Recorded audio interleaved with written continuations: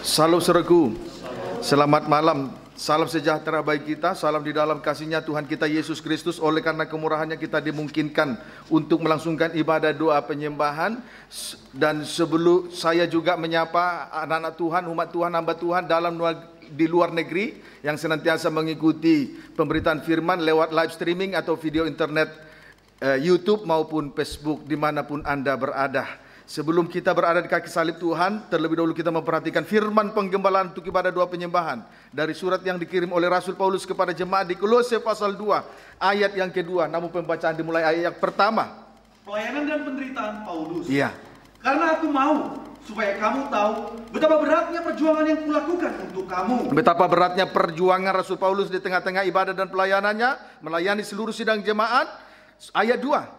Supaya hati mereka terhibur, ya. Mereka bersatu dalam kasih. Bersatu dalam kasih, terhibur, bersatu dalam kasih terus. Sehingga mereka memperoleh segala kekayaan. Memperoleh keyakinan pengertian dan mengenal rahasia Allah yaitu Kristus. Puji Tuhan. Rasul Paulus memperlihatkan perjuangan yang berat kepada sidang jemaat yang dilayani.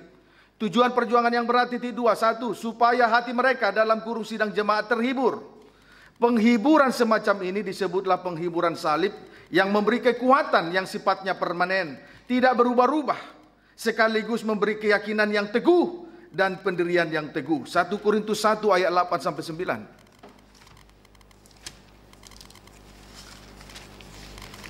Silakan. Demikianlah firman Tuhan. Ya. Ia juga akan meneguhkan kamu sampai kepada kesudahannya. Terus, sehingga kamu tak bercacat pada hari Tuhan kita Yesus Kristus. Terus, Allah yang memanggil kamu kepada persekutuan dengan anaknya Yesus Kristus Tuhan kita adalah setia. Puji Tuhan, sidang jemaat diteguhkan sampai kepada kesudahannya oleh salib Kristus. Sidang jemaat kita semua diteguhkan sampai nanti kepada kesudahannya oleh salib Kristus. Keuntungan kuat dan teguh hati titik 2. Tidak bercacat sampai Tuhan datang kembali sebagai Raja dan mempelai pria surga. Ya, amin saudaraku. Pendeknya persekutuan kita dengan salib Kristus tidak sia-sia.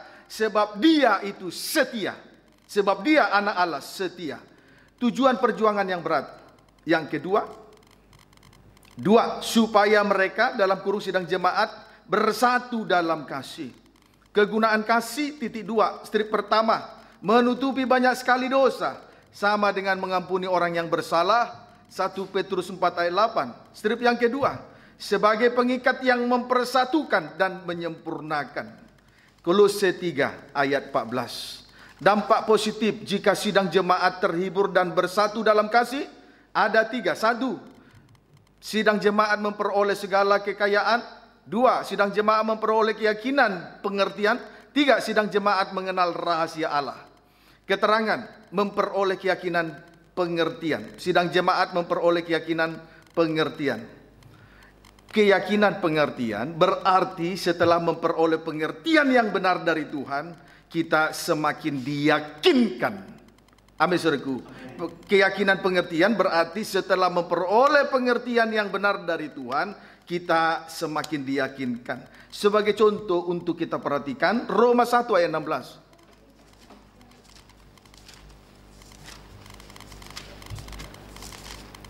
Roma 1 ayat 16 terlebih dahulu. Injil itu kekuatan Allah. Injil kekuatan Allah. Terus? Sebab aku mempunyai keyakinan yang kokoh dalam Injil. Rasul Paulus mempunyai keyakinan yang kokoh dalam Injil. Terus? Karena Injil adalah kekuatan Allah. Injil kekuatan Allah yang menyelamatkan setiap orang yang percaya. Terutama orang Yahudi. Tetapi juga orang Yunani. Maupun Yunani yang diwakili oleh bangsa kafir.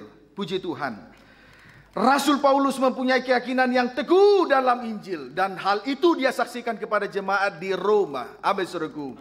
Puji Tuhan. Alasan Rasul Paulus yang pasti titik 2. Alasan Rasul Paulus mengatakan itu titik 2. Sebab Injil adalah kekuatan Allah. Dan Injil yang menyelamatkan setiap orang yang percaya. Baik Yahudi maupun Yunani atau bangsa kafir. Amin saudaraku. Sebab Injil adalah kekuatan Allah. Injil yang menyelamatkan setiap orang yang percaya, baik Yahudi maupun Yunani atau bangsa kafir. Injil itu kekuatan Allah. Injil itu yang menyelamatkan. Ya, amin saudaraku. Itulah keyakinan daripada Rasul Paulus. Keyakinan yang kokoh dari Rasul Paulus. dia saksikan kepada sidang jemaat di Roma ayat 17. Sebab di dalamnya nyata kebenaran Allah. Di dalam Injil nyata kebenaran Allah Yang bertolak dari iman Ya. dan memimpin kepada iman. Iya. Seperti ada tertulis, Iya. orang benar akan hidup oleh Puji iman. Tuhan. Di dalam Injil nyata kebenaran Allah, yaitu diawali dari iman dan yang memimpin kepada iman. Ya, di dalam Injil nyata kebenaran Allah, yaitu kebenaran itu yaitu dimulai dari iman dan memimpin kepada iman. Maksudnya di sini ialah orang benar akan hidup oleh iman. Itu maksudnya ya. Amin saudaraku. Puji Tuhan, kiranya dapat dipahami dengan baik.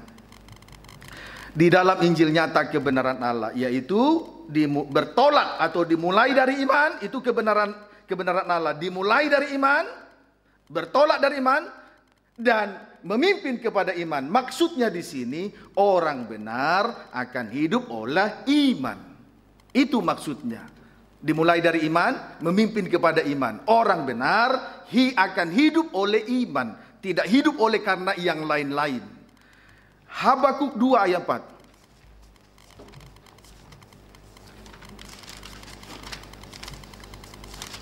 Saya rindu semua kita harus mengalami baptisan Roh Kudus. Kalau tidak, sangat disayangkan.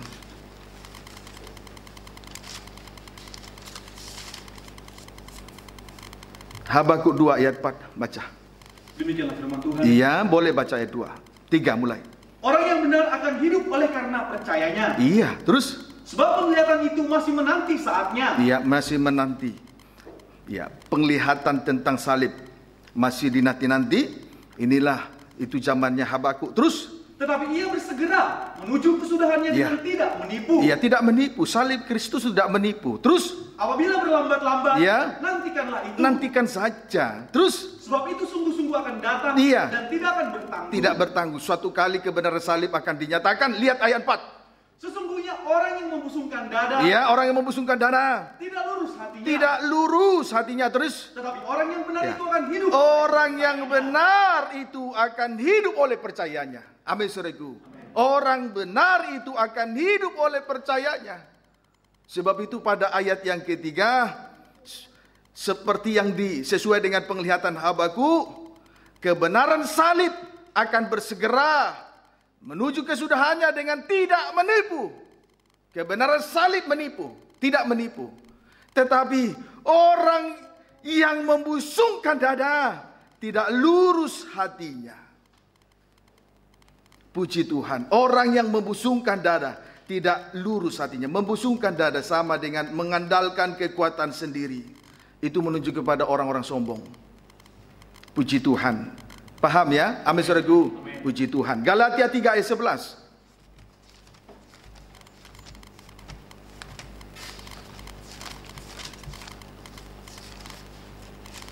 Galatia 3 ayat yang ke-11. Baca.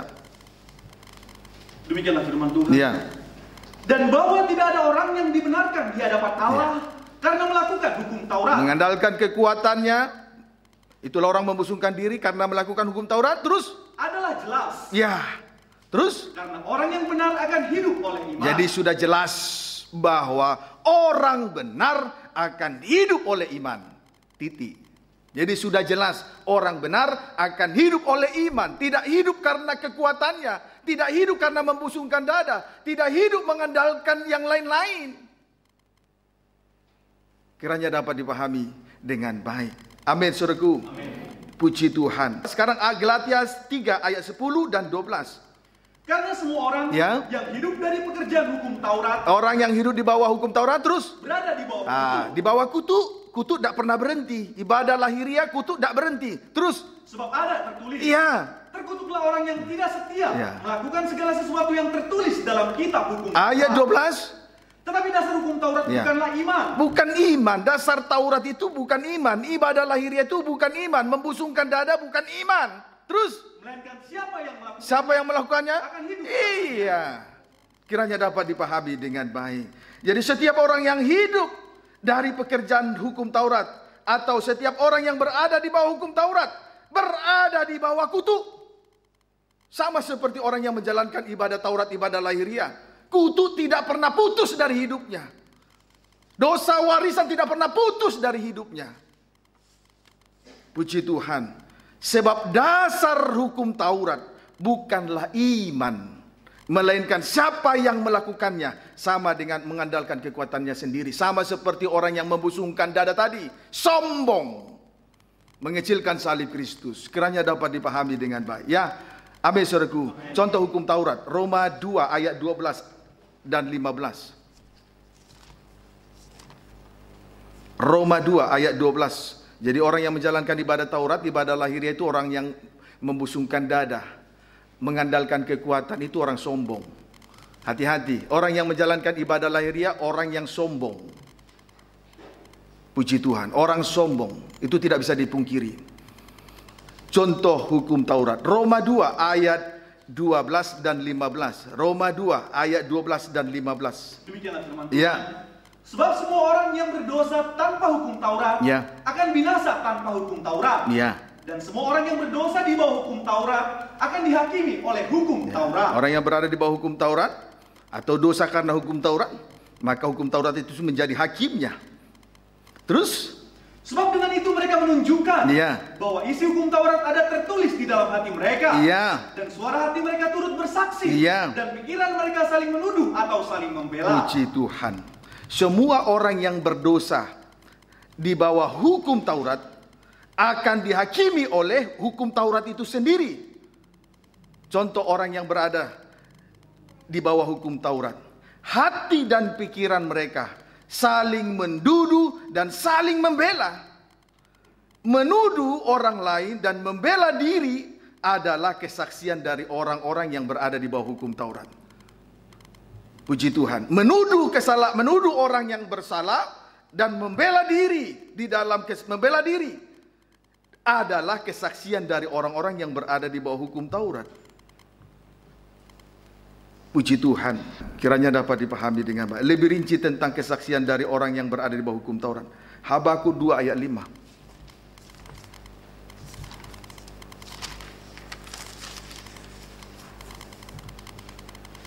Habakuk 2 ayat 5. Demikianlah firman Tuhan.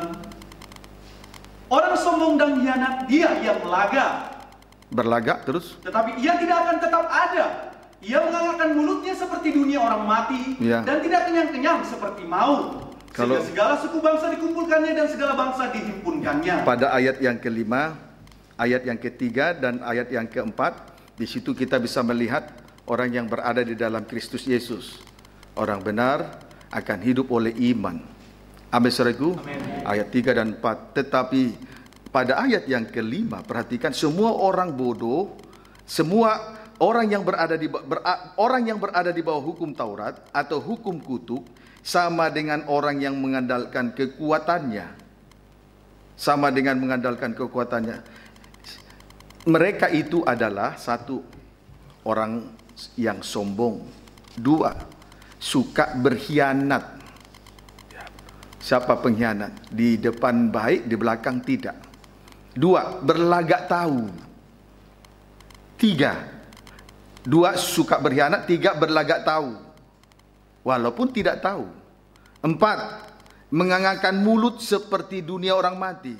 Sama dengan mulut penuh dengan dusta. Mulut penuh dengan dusta. Itulah tadi. Lebih jauh kita melihat kehidupan daripada orang-orang yang berada di bawah hukum Taurat. Roma 3 ayat 9 sampai 10.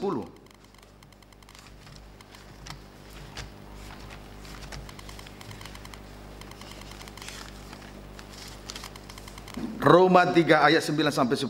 Baca. Semua manusia adalah orang berdosa. Iya, terus. Jadi bagaimana? Ya. Adakah kita mempunyai kelebihan daripada orang lain? Terus? Sama sekali tidak. Ya. Sebab di atas telah kita tuduh, baik orang Yahudi kita maupun sudah orang menuduh dan membela diri. Terus? Baik orang Yahudi maupun orang Yunani, Ya. bahwa mereka semua ada di bawah kuasa Terus? dosa. Seperti ada tertulis. Ya. Tidak ada yang benar, Ya. seorang pun tidak. Jadi orang-orang yang berada di bawah hukum Taurat, tidak ada yang benar, seorang pun tidak. Puji Tuhan. Seperti apa ibadah yang kita jalankan sekarang? Apa masih berada di hukum Taurat atau ibadah yang mengandung janji? Tapi sudah jelas mereka yang menjalankan ibadah Taurat tidak ada yang benar. Seorang pun tidak. Tidak ada yang baik. Puji Tuhan.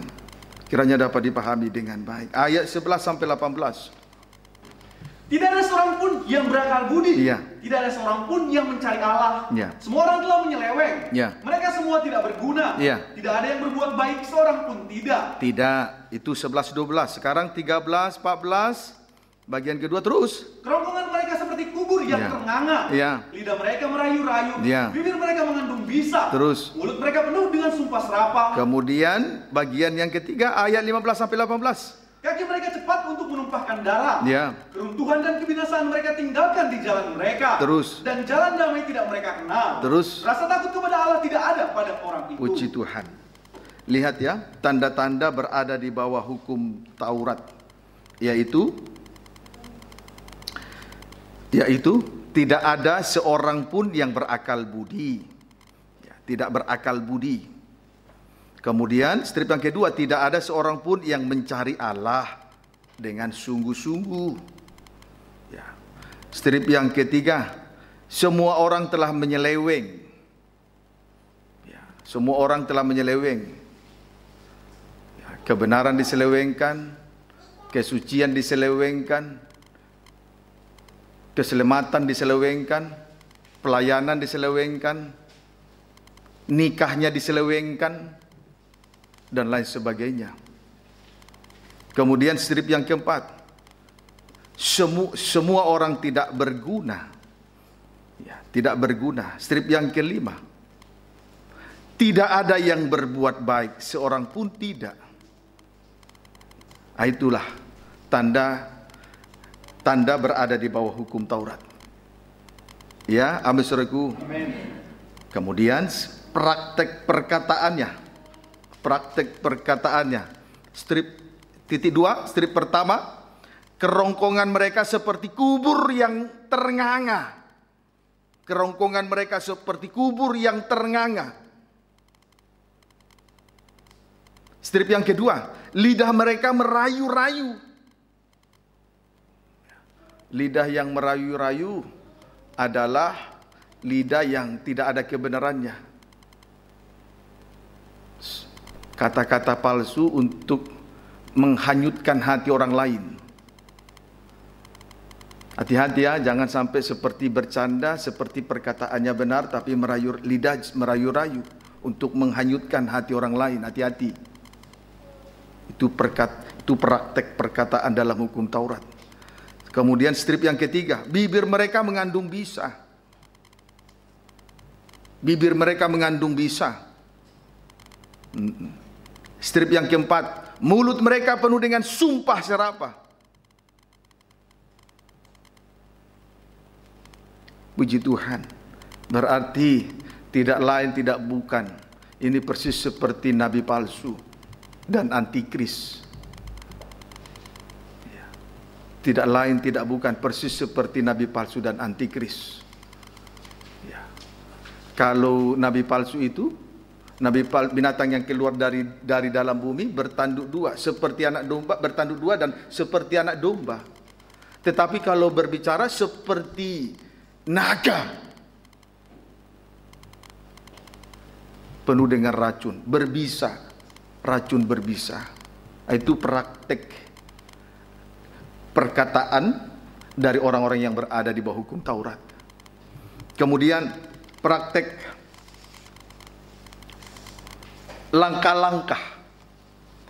praktek langkah-langkah setiap orang. Strip yang titik 2, strip yang pertama, kaki mereka cepat untuk menumpahkan darah. Nah, ini menunjuk kepada orang yang suka bermusuh, suka mencari musuh. Paham saudaraku? Suka sekali mencari musuh, tidak mau mencari damai. Kemudian strip yang kedua, keruntuhan dan kebinasaan mereka tinggalkan di jalan mereka. Keruntuhan dan kebinasaan mereka ditinggalkan di jalan mereka. Puji Tuhan. Jadi sudah pasti jalan-jalan mereka bukan jalan salib. Kemudian strip yang keempat, jalan damai tidak mereka kenal. Nah, ini menunjuk kepada orang yang tidak mau berdamai. Strip yang keempat, rasa takut kepada Allah tidak ada pada orang itu. Rasa takut kepada Allah tidak ada pada orang itu. Berarti tidak memperdulikan kesucian, tidak memperdulikan salib Kristus. Itu orang yang tidak takut kepada Tuhan, tidak peduli kesucian, tidak menghargai korban Kristus, hanya demi memuaskan hasratnya, pikirannya, perasaannya. Itu praktek langkah-langkah dari orang-orang yang berada di bawah hukum Taurat. Itulah langkah-langkah dari setiap orang yang menjalankan ibadah lahiriah. Itu langkah-langkahnya. Itulah perkataannya. Dan itulah tanda-tanda hidupnya. Tanda berada di bawah hukum Taurat, perkataan-perkataan yang berada di bawah hukum Taurat, jalan yang ditempuh atau langkah-langkah mereka, begitu seperti itu. Apa yang sudah kita dengar tadi. Puji Tuhan, kiranya dapat dipahami. Jadi jelas sekali bahwa Habakuk melukiskan semuanya itu tentang hukum mereka yang berada di hukum Taurat itu, dilukiskannya, dia dilukiskan semua itu dan disimpulkan semua itu bahwa mereka yang berada di hukum Taurat adalah orang sombong. Amin, saudaraku. Puji Tuhan, kiranya dapat dipahami dengan baik. Ayat yang ke-20, Roma 3 ayat 20. Sebab tidak seorang pun yang dapat dibenarkan di hadapan Allah oleh karena melakukan hukum Taurat. Terus, karena justru oleh hukum Taurat orang mengenal dosa. Jadi pendeknya, tidak seorang pun dibenarkan di hadapan Allah oleh karena melakukan hukum Taurat. Justru hukum Taurat itu merangsang dosa. Puji Tuhan. Dan kalau kita melihat di dalam Injil Matius pasal yang ke-5, saudaraku, orang yang berada di, kalau kita lihat perbedaan hukum Taurat dengan Yesus sangat kontradiksi sekali. Hukum Taurat itu hanya bersifat lahiriah saja. Sehingga ibadah dan pelayanannya juga bersifat lahiriah. Kasih dan perbuatannya juga tidak sempurna. Kasihnya tidak sempurna, perbuatan baiknya pun tidak sempurna. Karena ibadahnya bersifat lahiriah. Kalau kita perhatikan dalam Injil Matius pasal 5. Semua yang dikerjakan itu bersifat lahiriah. Kemudian kasihnya tidak sempurna sebab hanya mengasihi sesama. Yaitu orang yang mengasihi dia, tetapi musuh dia benci. Juga perbuatan baiknya tidak sempurna.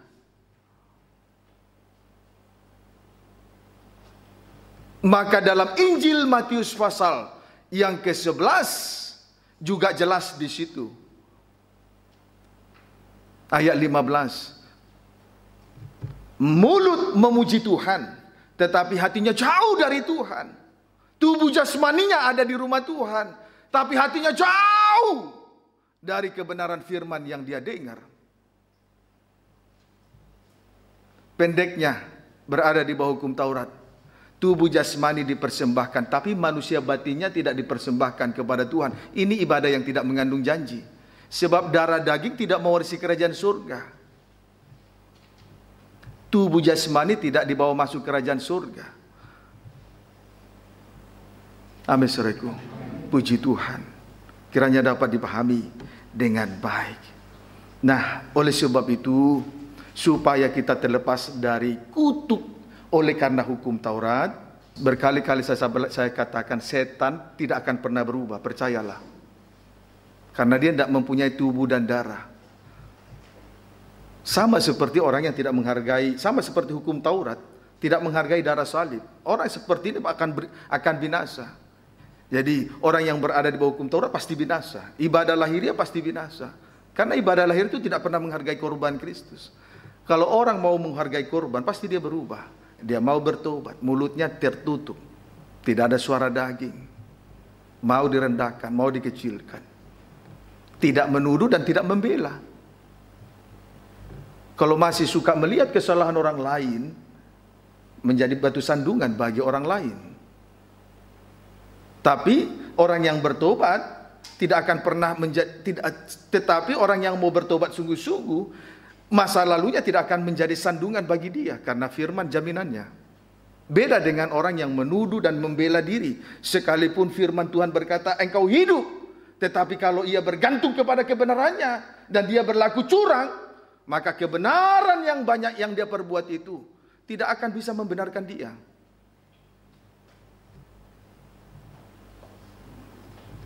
Paham saudaraku? Puji Tuhan. Nah, supaya kita jangan binasa oleh karena hukum Taurat, mari kita lihat jalan keluarnya. Roma 1 ayat 16, baca. Sebab aku mempunyai keyakinan yang kokoh dalam Injil.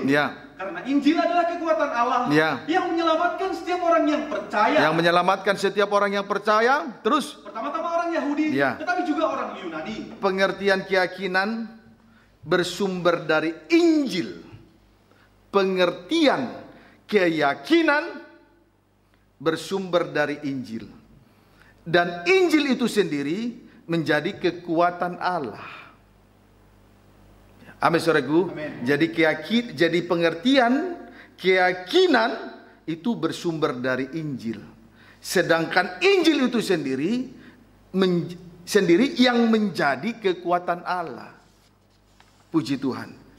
Haleluya. Injil itu terdiri dari antara lain Matius, Markus, Lukas, Yohanes.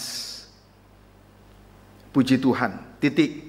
Mari kita lihat penjelasan berikut ini. Titik 2, strip pertama, Injil Matius itu menunjuk kepada kewibawaan dan kemuliaan Yesus sebagai Raja. Strip yang kedua, Injil Markus menunjuk kepada kebangkitan Yesus sebagai hamba. Strip yang ketiga, Injil Lukas, sengsara yang dialami Yesus sebagai manusia. Strip yang keempat, Injil Yohanes, kebenaran dan keadilan Yesus sebagai anak Allah. Puji Tuhan. Kesimpulan dari 4 Injil ini adalah titik 2, salib Kristus atau pemberitaan tentang salib Kristus. Amin saudaraku. Kesimpulan dari 4 Injil adalah salib Kristus atau atau pemberitaan firman tentang salib Kristus. Puji Tuhan. Haleluya. Mari kita lihat salib dalam bentuk horizontal dan vertikal. Salib dalam bentuk horizontal dan vertikal. Titik 2, strip pertama, horizontal itu menunjuk kepada Injil Matius dan Injil Markus. Vertikal itu menunjuk kepada Yohanes, Injil Yohanes dan Injil Lukas. Kita lanjut kembali memperhatikan vertikal. Strip pertama Injil Yohanes. Ya, berarti dari surga, Yesus dari surga, anak Allah dari surga turun ke bumi. Sama dengan kebenaran dan keadilan. Ya. Injil Lukas menunjuk kepada sengsara yang dialami Yesus sebagai manusia. Ya. Sekarang horizontal, titik 2, strip pertama. Injil Matius itu menunjuk Yesus Raja, berarti menjadikan kita raja-raja. Injil Markus itu menunjuk bahwa Yesus sebagai hamba. Dengan demikian menjadikan kita imam-imam. Kalau Yesus menjadi hamba, berarti dengan demikian dia menjadikan kita imam-imam. Amin saudaraku? Itu Markus. Tadi Matius menunjuk bahwa Yesus Raja, berarti menjadikan kita raja-raja di bumi. Paham saudaraku? Amin. Puji Tuhan. Kiranya dapat dipahami dengan baik. Mari kita lihat 1 Korintus 1 ayat 23. Marilah kita lihat wujud dari salib dalam bentuk vertikal dan horizontal. 1 Korintus 1 ayat 22 sampai dengan ayat yang ke-24. Baca. Demikianlah firman Tuhan. Ya. Orang-orang Yahudi menghendaki tanda dan orang-orang Yunani mencari hikmah. Orang Yahudi menghendaki tanda-tanda heran, mukjizat-mukjizat.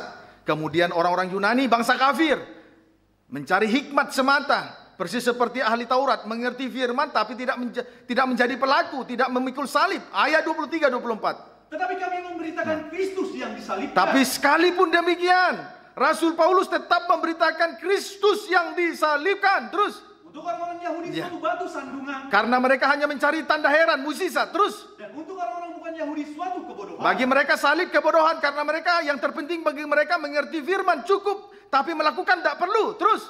Tetapi untuk mereka yang dipanggil, baik orang Yahudi maupun orang bukan Yahudi, Kristus adalah kekuatan Allah. Kristus adalah kekuatan Allah dan hikmat Allah. Di sini kita melihat Rasul Paulus memiliki sebuah pendirian yang kuat. Dia tidak terpengaruh dengan pendirian orang Yahudi dan pendirian orang Yunani. Dia tetap memberitakan pribadi Yesus yang disalibkan. Padahal pemberitaan firman tentang salib bagi orang-orang Yahudi itu adalah suatu batu sandungan. Sebab mereka datang kepada Tuhan hanya untuk mencari tanda-tanda heran, mukjizat-mukjizat. Sehingga bagi mereka salib itu menjadi batu sandungan. Mereka tersinggung kalau dosa dikoreksi. Sedangkan bagi orang-orang Yunani, bangsa kafir, pemberitaan firman tentang salib adalah suatu kebodohan. Karena mereka datang, sebab mereka beribadah, datang kepada Tuhan, beribadah dan melayani Tuhan hanya untuk sebatas mengerti firman, tetapi bukan untuk melakukan. Bagi orang yang seperti ini, pemberitaan firman tentang salib adalah suatu kebodohan. Persis seperti orang dunia, melihat kitab, melihat orang yang beribadah disertai dengan sangkal diri pikul salib, bagi mereka suatu kebodohan, menghabiskan waktu dan energi. Yang terpenting bagi mereka cukup mengerti, cukup tahu firman, cukup mengerti firman, tidak perlu melakukan. Yang terpenting berusaha, bekerja, mencari uang sebanyak-banyaknya.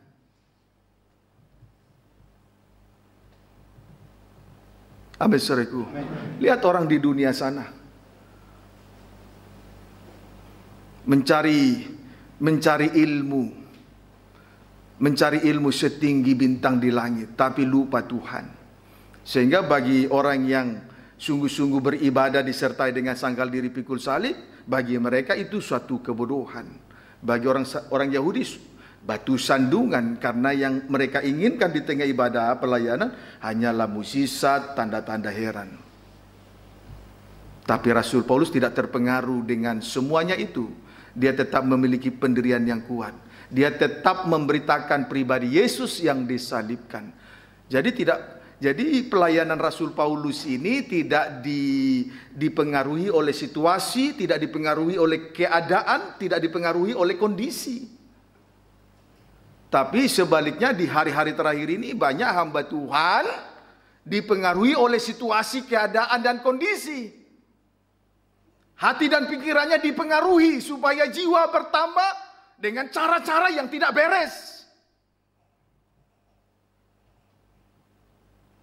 Dengan mengecilkan salib, yang terpenting jiwa bertambah banyak. Tapi Rasul Paulus tidak. Dia tetap memiliki pendirian yang teguh.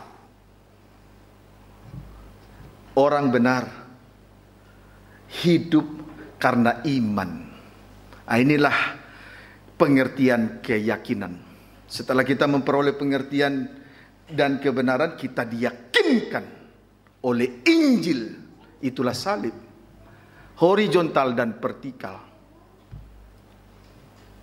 Jadi kalau berbicara Injil, 4 Injil itu berbicara tentang horizontal dan vertikal salib Kristus. Puji Tuhan, kiranya dapat dipahami dengan baik. Amin, saudaraku. Kisah Rasul 4 ayat 8 sampai 12.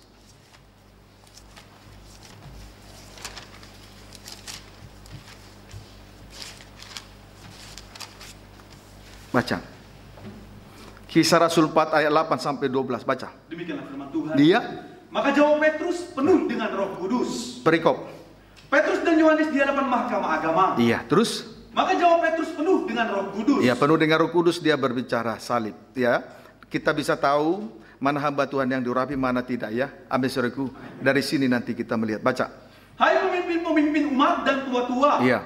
Jika kami sekarang harus diperiksa karena suatu kebajikan, iya, kepada seorang sakit, dan harus menerangkan dengan kuasa manakah orang itu disembuhkan. Iya, oleh salib. Terus? Maka ketahuilah. Sakit rohani hanya bisa disembuhkan salib. Terus? Kasih Allah. Salib itu kasih Allah. Terus? Maka ketahuilah oleh kamu sekalian dan oleh seluruh umat Israel, iya, bahwa dalam nama Yesus Kristus orang Nazaret, iya, yang telah kamu salibkan, iya, tetapi yang telah dibangkitkan Allah dari antara orang mati. Terus? Bahwa oleh karena Yesus itulah orang ini berdiri dengan sehat sekarang di depan kamu. Ya, itu sebabnya kami melayani karena salib. Melayani karena salib. Terus?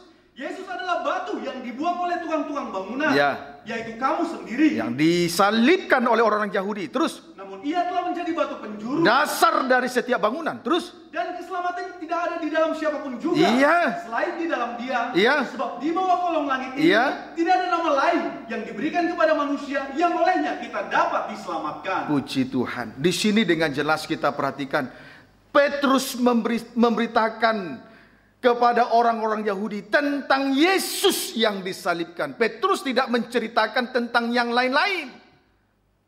Dan perlu untuk diketahui, pemberitaan firman tentang salib berkuasa untuk menyembuhkan orang sakit, terkhusus sakit rohani. Puji Tuhan. Saudaraku, ciri-ciri hamba Tuhan yang diurapi adalah dia memberitakan tentang pribadi Yesus yang disalibkan. Sedangkan hamba Tuhan yang tidak diurapi, ciri-cirinya dia memberitakan tentang yang lain-lain. Tanda-tanda hanya sebatas menceritakan tentang tanda-tanda heran atau mujizat, atau hanya sebatas memberitakan firman, hanya sebatas hikmat dan pengetahuan, tetapi tidak mau memikul salib. Tapi Rasul Petrus tidak. Dia betul-betul dalam hal ini di hadapan mahkamah agama, dia tetap memberitakan pribadi Yesus yang disalibkan, tidak lain tidak bukan, titik. Puji Tuhan, ini ciri-ciri hamba Tuhan yang diurapi. Ciri-ciri sidang jemaat yang saat dengar firman diurapi. Dengar firman sungguh-sungguh. Tidak dengar suara pemikiran, suara hati, suara daging, apalagi suara roh jahat, roh najis. Dari situ kita tahu pengurapan itu ada enggak. Jadi pengurapan itu sumbernya adalah salib. Bukan dari minyak-minyak yang dijual-jual di pasaran itu, murahan itu. Ibadah yang seperti itu ibadah murahan. Amin, saudaraku. Puji Tuhan. Kiranya dapat dipahami dengan baik. Ayat 19-20.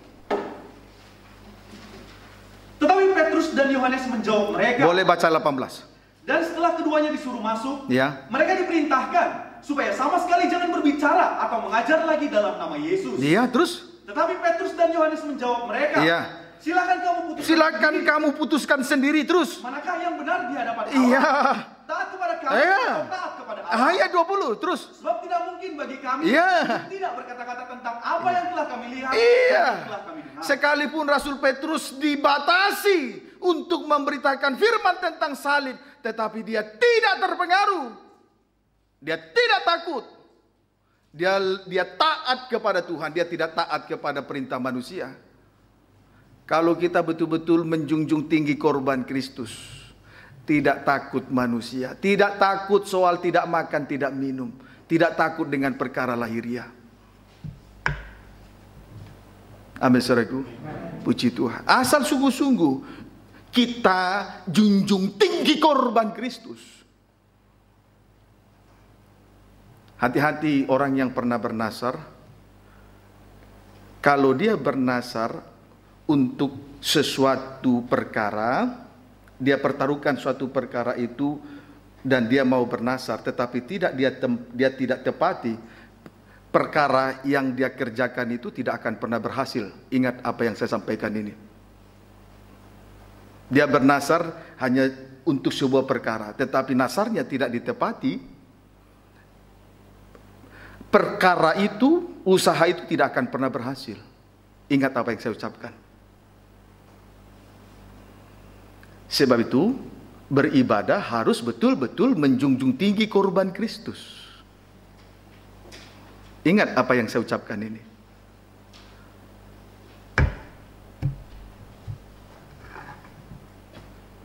Sebelum engkau menangis-nangis dengan tangisan penyesalan dan buktikan pertobatanmu sungguh-sungguh. Ibadah harus betul-betul menjunjung tinggi korban Kristus. Tak perlu takut manusia. Jangan takut tak makan, tak minum. Kita taat kepada Tuhan atau taat kepada manusia dengan segala aturan-aturan, dengan segala kesibukan-kesibukan yang ada di dunia ini. Puji Tuhan, kiranya dapat dipahami dengan baik. Kita lihat kelanjutannya, Kisah Rasul. Kemudian saya mau tambahkan sebelum kita membaca Kisah Rasul 5 28 sampai 31. Simon Petrus dan rasul-rasul yang lain memberitakan pribadi Yesus yang disalibkan. Berarti apa yang mereka dengar dari Yesus sebagai guru agung dari 12 murid, dan apa yang mereka lihat, yaitu mereka lah yang menjadi saksi peristiwa salib, itu yang mereka sampaikan. Nah, ini hamba Tuhan yang benar. Jadi kalau hamba Tuhan tidak menyampaikan pribadi Yesus yang disalibkan, hanya sibuk menyampaikan firman soal hal-hal yang lahiriah, sibuk menyampaikan firman hanya soal-soal perkara, tanda-tanda heran, itu adalah pendusta. Itu bukan hamba Tuhan yang diurapi. Amin, saudaraku. Puji Tuhan. Haleluya. Baik. Lebih jauh, lebih rinci tentang Simon Petrus dan rasul-rasul yang lain. Kisah Rasul 5 ayat 28 sampai 31. Rasul-rasul di hadapan mahkamah agama, nasihat Gamaliel. Iya, boleh baca 27 cepat. Mereka membawa keduanya dan menghadapkan mereka kepada mahkamah agama. Iya. Imam besar mulai menanyai mereka. Ya, terus? Katanya, ya, dengan keras kami melarang kamu mengajar dalam nama itu. Iya. Namun ternyata kamu telah memenuhi Yerusalem dengan ajaranmu. Iya. Kamu hendak menanggungkan darah orang itu kepada kami.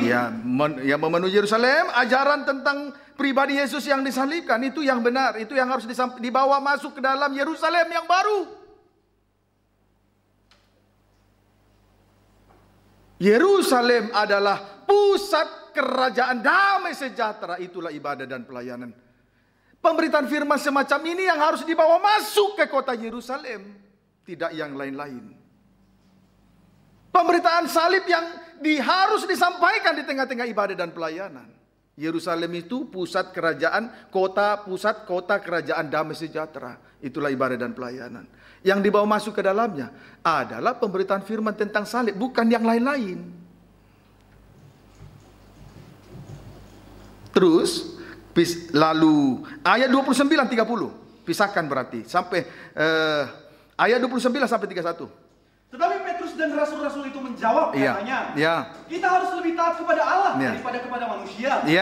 Allah nenek moyang kita telah membangkitkan Yesus yang kamu gantungkan pada kayu salib dan kamu bunuh. Terus Dialah yang telah ditinggikan oleh Allah sendiri. Terus dengan tangan kanannya menjadi pemimpin dan juru selamat. Terus supaya Israel dapat bertobat dan menerima pengampunan dosa. Puji Tuhan. Haleluya. Jadi Petrus dan rasul-rasul itu lebih taat kepada Allah daripada kepada manusia. Jadi orang yang menjunjung tinggi korban Kristus di tengah ibadah dan pelayanan menunjukkan bahwa dia taat kepada Tuhan, bukan kepada manusia. Puji Tuhan. Perlu untuk diketahui pada ayat 31 ini, Yesus telah ditinggikan oleh Allah sendiri dengan tangan kanannya. Sehingga Yesus yang disalibkan itu, titik 2, menjadi pemimpin dan juru selamat. supaya Israel dapat bertobat dan menerima pengampunan dosa. Puji Tuhan. Haleluya. Jadi, saudaraku, pertobatan dan pengampunan itu datang dari salib Kristus, tidak datang dari yang lain-lain. Siapa yang disalibkan? Dialah pemimpin, dialah Yesus yang menjadi pemimpin dan juru selamat. Puji Tuhan. Kalau menyampaikan yang lain-lain, tidak ada pertobatan.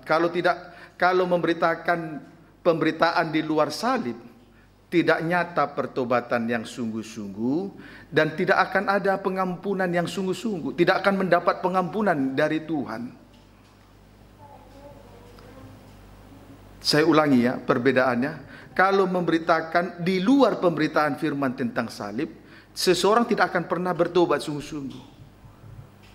Dan orang seperti ini tidak akan pernah memperoleh pengampunan, tidak akan pernah mengalami pengampunan dari Tuhan. Apa tandanya tidak memperoleh pengampunan? Tidak mengampuni orang lain dan ingat-ingat kesalahan orang lain. Itu tanda tidak memperoleh pengampunan dari Tuhan. Ingat kesalahan orang lain, tidak mengampuni orang lain, dan selalu ingat kesalahan orang lain.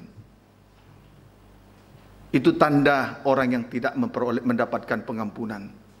Paham saudaraku? Puji Tuhan. Kiranya dapat dipahami dengan baik. Roma 10 ayat 17.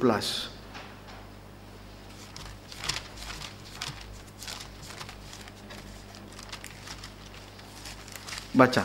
Demikianlah firman Tuhan. Ya. Jadi iman timbul dari pendengaran. Iman itu timbul dari pendengaran. Terus? Dan pendengaran oleh firman Kristus. Iman itu timbul dari pemberitaan firman tentang salib Kristus. Amin saudaraku. Supaya orang benar hidup karena iman. Puji Tuhan. Jadi iman itu timbul dari pemberitaan firman tentang salib Kristus. Bukan dari pemberitaan karena pemberitaan soal diberkati, soal musik. Bukan. Jadi iman itu timbul dari pemberitaan firman tentang salib Kristus. Supaya orang benar hidup oleh karena iman. Bukan lagi hidup oleh karena uang, apalagi mengandalkan kekuatannya. Kiranya dapat dipahami dengan baik. Roma 4 ayat 16. Inilah hasil yang diperoleh kalau orang benar hidup karena iman. Roma 4 ayat 16. Baca. Demikianlah firman Tuhan. Iya. Karena itulah kebenaran berdasarkan iman supaya merupakan kasih karunia. Nah, itu kasih karunia. Kebenaran karena berdasarkan iman itu kasih karunia. Karena kita dibenarkan bukan karena melakukan, tetapi dibenarkan oleh darah salib. Itu kasih karunia. Terus? Sehingga janji itu berlaku bagi semua keturunan Abraham. Iya. Bukan hanya bagi mereka yang hidup dari hukum Taurat. Bukan saja hanya orang Yahudi. Terus? Tapi juga bagi mereka yang hidup dari iman Abraham. Iman Abraham, bangsa kafir hidup karena iman Abraham. Terus? Sebab Abraham adalah bapa kita semua. Iya. Puji Tuhan. Jadi kebenaran berdasarkan iman supaya itu adalah kasih karunia. Kebenaran berdasarkan iman itu adalah kasih karunia. Kalau orang berdosa dibenarkan oleh darah salib, itu kasih karunia. Amin saudaraku. Puji Tuhan. Jadi pemberitaan firman tentang salib di Yerusalem, di tengah-tengah ibadah dan pelayanan, di kota raja besar, kota damai sejahtera, itu kasih karunia. Kalaupun dosa dikoreksi, dosa ditunjuk, dosa dibongkar dengan tuntas, daging memang sakit, tetapi itu merupakan kasih karunia. Sekalipun kita tidak hidup menurut, kita tidak memiliki hukum Taurat, sekalipun kita bukan orang Yahudi, tetapi kalau kita hidup, orang benar hidup karena iman, kita tetap memperoleh kasih karunia. Sehingga disebutlah kita menjadi keturunan Bapa Abraham. Berarti janji itu juga menjadi bagian kita, bukan saja untuk orang Yahudi. Amin saudaraku. Puji Tuhan. Saya rindu supaya kita betul-betul memiliki pengertian keyakinan dari Injil, yaitu dari pemberitaan firman tentang salib dalam bentuk horizontal dan vertikal. Amin, saudaraku. Supaya nyatalah kemurahan itu bagian kita. Tuhan membawa kita dari kasih karunia yang satu kepada kasih karunia yang lain, sampai sempurna sama mulia dengan Dia, kembali kepada wujud semula. Kalau orang berada di bawah hukum Taurat, ibadahnya lahiriah, sikap perbuatannya menyakiti hati Tuhan, perkataannya menyakiti hati Tuhan, langkah-langkah perjalanan hidupnya juga tetap menyakiti hati Tuhan. Tidak sempurna dalam hidup, mengasihi tidak sempurna, perbuatan baiknya tidak sempurna. Tapi orang benar akan hidup karena iman. Hati itu Tuhan dipermuliakan dalam hidupnya. Itu kasih karunia.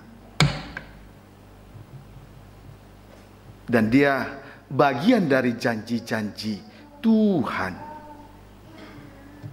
Sesuai dengan kitab Efesus pasal yang kedua, yang jauh menjadi dekat. Puji Tuhan, kiranya dapat dipahami. Ayat yang ke-17. Seperti ada tertulis, ya, Engkau telah kutetapkan menjadi bapa banyak bangsa, ya, di hadapan Allah yang kepadanya ia percaya, yaitu Allah yang menghidupkan orang mati, dan yang menjadikan dengan firman-Nya apa yang tidak ada menjadi ada. Kuasa atau janji daripada firman iman menyatakan yang tidak ada menjadi ada, yang mati dihidupkan kembali. Apa yang tidak mungkin bagi manusia, segalanya mungkin bagi Allah. Itu kuasa dari firman iman. Biarlah kita semua hidup orang benar, biarlah kiranya hidup karena iman, bukan lagi karena mengandalkan kekuatan. Tidak lagi membusungkan diri, tidak lagi berlaku sombong di hadapan Tuhan. Maka dia akan menjadi bagian dari janji Allah, seperti Tuhan menjanjikan janji-janjinya kepada bangsa Israel. Amin, saudaraku. Puji Tuhan. Firman itu menyatakan yang tidak ada menjadi ada, yang mati dihidupkan kembali. Sebab upah dosa adalah kita lepas dari maut. Yang tidak ada menjadi ada, dan yang mati dihidupkan kembali. Itu kuasa firman iman. Maka orang benar harus, mau tidak mau, harus hidup oleh karena iman. Tidak lagi boleh mengandalkan kekuatannya, supaya janji itu menjadi bagian kita. Ya, Tuhan Yesus memberkati kita semua.